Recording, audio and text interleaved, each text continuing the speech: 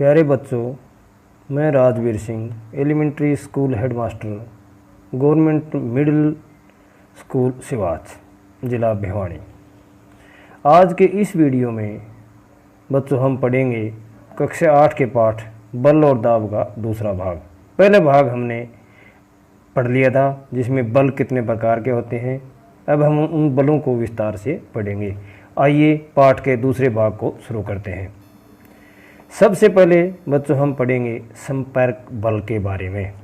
संपर्क बल वह बल जो दो वस्तुओं के संपर्क में होने के कारण लगता है, उसे संपर्क बल कहा जाता है। तो आइए इस बल के उदाहरण पढ़ते हैं। सबसे पहले हम बात करते हैं पेशीय बल की। जैसे कि नाम से ही हमें पता लगता है कि पेशीय बल यानी हमारी मांसपेशियों के द्वारा किसी वस्तु के संपर्क में आने वाला बल पेशीय बल कहलाता है। जब हम अपने हाथ से कोई वस्तु उठाते हैं या पैरों से उसे लुढ़काते हैं, दोनों ही स्थितियों में हमारी मांसपेशियां काम करती हैं। इस प्रकार मांसपेशियों के द्वारा लगने वाला पेशीय बल कहलाता है। यह संपर्क बल का उदाहरण है। यह बात इस चित्र से और स्पष्ट हो रही है कि आप इस चित्र में देख रहे हैं कि कोई व्यक्ति किसी वस्तु को उठा रहा है। वस्तु को उठाने के लिए उसके द्वारा हाथ की मांसपेशियों का उपयोग किया जा रहा है, इसलिए पेशीय बल को हम संपर्क बल का उदाहरण भी कहते हैं। आइए अब पढ़ते हैं घर्षण बल के बारे में। घर्षण एक बल है जो दो तलों के बीच सापेक्षिक स्पर्शी गति का विरोध करता है। आसान से शब्दों में समझने के लिए अभी आप मेरे द्वारा बताई गई एक एक्टिविटी करके देखेंगे। तो आओ बच्चों, आप अपने दोनों हाथों के हथेलियों को एक दूसरे पर रगड़िए, यानी आगे पीछे गति करवाइए। आप देखेंगे कि आपके हथेलियों को आगे पीछे जाने से एक बल रोक रहा है। यह बल घर्षण बल कहलाता है, यानी यह बल घर्षण बल है, यानी आपके हथेलियों के बीच गतिरोध पैदा कर रहा है। इस प्रकार बच्चों, दो वस्तुओं के बीच उनकी गति का विरोध करने वाला बल घर्षण बल कहलाता है। आइए अब पढ़ते हैं संपर्क बल के बारे में। अब पढ़ते हम असंपर्क बल के बारे में। तो बच्चों, असंपर्क बल क्या होते हैं? असंपर्क बल जैसा कि नाम से ही है, आपस में दो वस्तुओं का संपर्क ना होना, यानी वे बल जो दो वस्तुओं के संपर्क में ना होने के कारण लगते हैं, उन्हें असंपर्क बल कहा जाता है। जैसे चुंबकीय बल। तो बच्चों, किसी चुंबक द्वारा किसी वस्तु पर लगाया गया आकर्षण या प्रति आकर्षण बल चुंबकीय बल कहलाता है। जैसे कोई चुंबक लोहे की कील को अपनी ओर आकर्षित करती है, इस प्रकार आकर्षण का यह बल चुंबकीय बल कहलाता है। इस बल के लिए लोहे की कील को चुंबक के पास होना जरूरी नहीं है, यानी दूर से भी यह बल लगाया जा सकता है, यानी लगाया जाता है। इसलिए बच्चों, इस बल को असंपर्क बल भी कहा जाता है। बच्चों, किसी चुंबक का किसी दूसरी चुंबक पर लगाया गया आकर्षण या प्रतिकर्षण बल भी चुंबकीय बल कहलाता है। बच्चों, आप देखते हैं कि जब दो चुंबक पास में लाई जाती हैं, जब वे या तो आकर्षित करती हैं या प्रतिकर्षित करती हैं, इस प्रकार यह लगने वाला बल चुंबकीय बल कहलाता है। दोनों ही स्थितियों में कोई भी चुंबक बच्चों पास न होने पर भी यह बल काम करता है, इसलिए इस बल को असंपर्क बल भी कहते हैं। अब बच्चों, आइए अब पढ़ते हम स्थिर विद्युत बल के बारे में। स्थिर विद्युत बल के बारे में। तो बच्चों, जब किसी दो वस्तुओं को आपस में रगड़ा जाता है और किसी दूसरी हल्की वस्तु को आकर्षित करने का जो बल होता है, उसे स्थिर विद्युत बल कहते हैं। इस बात को बच्चों आसानी से समझने के लिए एक उदाहरण के द्वारा हम समझ सकते हैं, यानी एक एक्टिविटी करते हैं। आप मेरे साथ साथ एक एक्टिविटी करके भी देख सकते हैं। तो प्यारे बच्चों, आप अपने घर में एक कंघे को लीजिए और उसे अपने सिर पर यानी बालों में बार बार रगड़िए, यानी कम से कम 8 या 10 बार रगड़िए।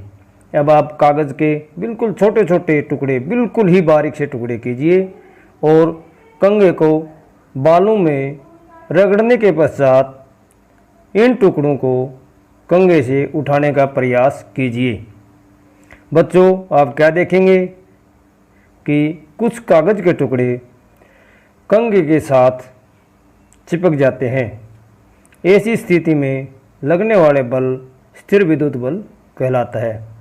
तो आइए बच्चों, अब हम आगे पढ़ते हैं गुरुत्वाकर्षण बल के बारे में। तो बच्चों, गुरुत्वाकर्षण बल संसार की प्रत्येक वस्तु संसार की अन्य वस्तुओं को अपनी ओर खींचती है यानी आकर्षित करती है। तो बच्चों, इस प्रकार लगने वाला यह बल गुरुत्वाकर्षण बल कहलाता है।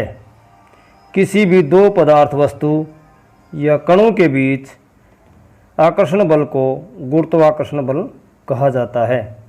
बच्चों, गुरुत्वाकर्षण बल न केवल पृथ्वी और वस्तुओं के बीच का आकर्षण बल है, बल्कि यह पूरे ब्रह्मांड में मौजूद हर पदार्थ या वस्तु के बीच विद्यमान है। ये सभी वस्तुएं गुरुत्वाकर्षण बल से आकर्षित होती हैं।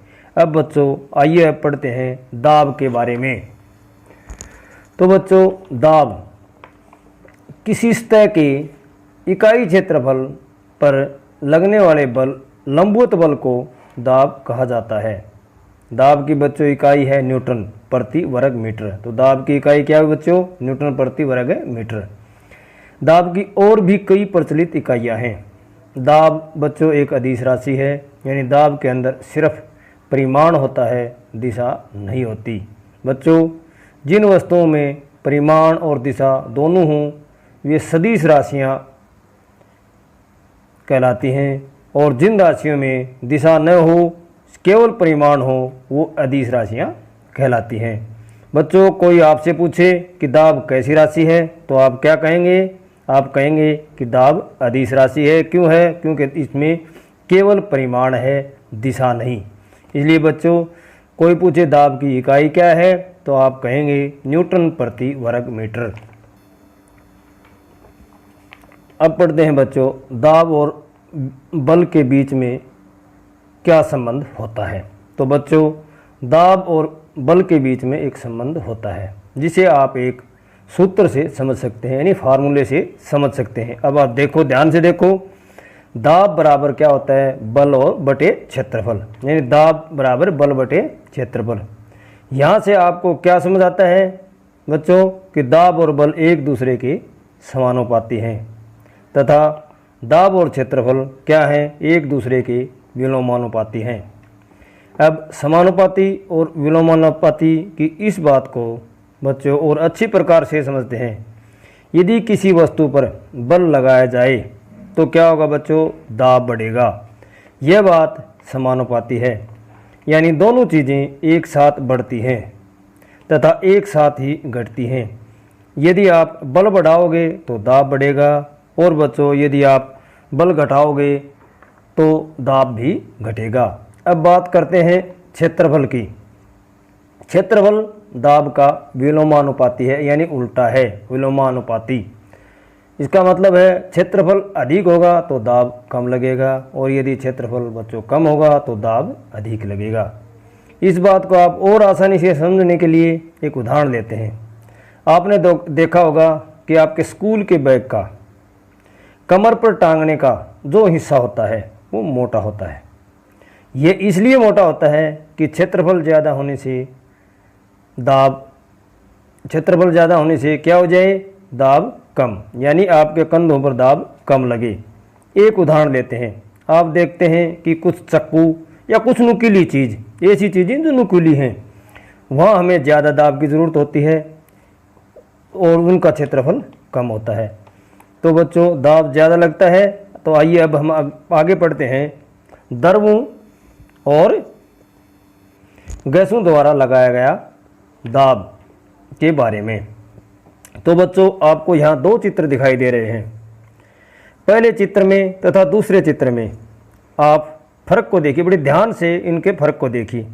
आपको दोनों चित्रों में एक पिस्टन दिखाई दे रहा है और पिस्टन के ऊपर W लिखा हुआ है। W इसका मतलब क्या है? W का मतलब है वेट, यानी भार, भार यानी भार। तो पहली स्थिति में आप क्या देख रहे हैं बच्चों? भार जो है वह कम है, यानी यहाँ उपस्थित कण दाब कम लगा रहे हैं। यह बात बच्चों आपने पढ़ी थी कि जितना क्षेत्रफल ज़्यादा लगेगा उतना दाब कम होगा। दूसरी स्थिति में आप क्या देख रहे हैं कि भार बढ़ा दिया गया है, यानी भार में वृद्धि हुई है। इसकी वजह से क्षेत्रफल क्या हो गया बच्चों? कम हो गया। और आपने ये बात बड़े ध्यान से पढ़ी थी कि जितना क्षेत्रफल कम होगा उतना ही दाब बढ़ेगा। तो आइए हम पढ़ते हैं, आगे बढ़ते हैं वायुमंडलीय दाब के बारे में। तो बच्चों हमारे ऊपर वायुमंडल में जो हवा है यानी वायु है वह भी दाब डालती है। इसी दाब को हम वायुमंडलीय दाब कहते हैं, यानी वायुमंडलीय दाब कहा जाता है। तो बच्चों वायुमंडलीय दबाव पृथ्वी के वायुमंडल में किसी सतह की एक इकाई पर उससे ऊपर की हवा के वजन द्वारा लगाया गया बल है। तो अधिकांश परिस्थितियों में वायुमंडलीय दबाव का लगभग सही अनुमान मापन बिंदु पर उसके द्वारा यानी उसके ऊपर वाली हवा के वजन द्वारा लगाया जाता है।